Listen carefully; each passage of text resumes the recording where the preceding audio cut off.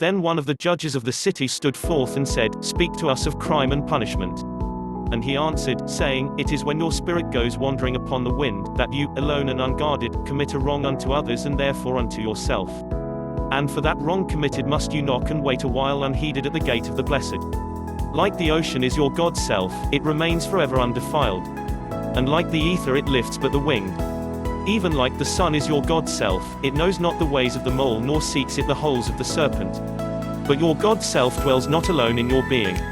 Much in you is still man, and much in you is not yet man, but a shapeless pygmy that walks asleep in the mist searching for its own awakening. And of the man in you would I now speak. For it is he and not your God's self nor the pygmy in the mist that knows crime and the punishment of crime. Oftentimes have I heard you speak of one who commits a wrong as though he were not one of you, but a stranger unto you and an intruder upon your world. But I say that even as the holy and the righteous cannot rise beyond the highest which is in each one of you, so the wicked and the weak cannot fall lower than the lowest which is in you also. And as a single leaf turns not yellow but with the silent knowledge of the whole tree, so the wrongdoer cannot do wrong without the hidden will of you all. Like a procession you walk together towards your God's self. You are the way and the wayfarers. And when one of you falls down he falls for those behind him, a caution against the stumbling stone. Aye, and he falls for those ahead of him, who, though faster and surer of foot, yet remove not the stumbling stone. And this also, though the word lie heavy upon your hearts, the murdered is not unaccountable for his own murder, and the robbed is not blameless in being robbed. The righteous is not innocent of the deeds of the wicked, and the white-handed is not clean in the doings of the felon. Yea, the guilty is oftentimes the victim of the injured, and still more often the condemned is the burden-bearer for the guiltless and unblamed. You cannot separate the just from the unjust and the good from the wicked, for they stand together before the face of the sun even as the black thread and the white are woven together. And when the black thread breaks, the weaver shall look into the whole cloth, and he shall examine the loom also.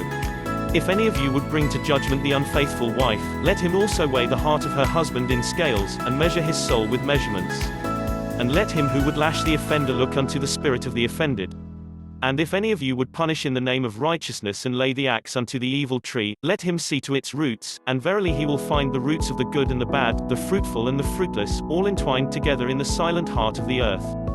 And you judges who would be just, what judgment pronounce you upon him who though honest in the flesh yet is a thief in spirit? What penalty lay you upon him who slays in the flesh yet is himself slain in the spirit? And how prosecute you him who in action is a deceiver and an oppressor, yet who also is aggrieved and outraged? And how shall you punish those whose remorse is already greater than their misdeeds? Is not remorse the justice which is administered by that very law which you would fain serve? Yet you cannot lay remorse upon the innocent nor lift it from the heart of the guilty. Unbidden shall it call in the night, that men may wake and gaze upon themselves. And you who would understand justice, how shall you unless you look upon all deeds in the fullness of light?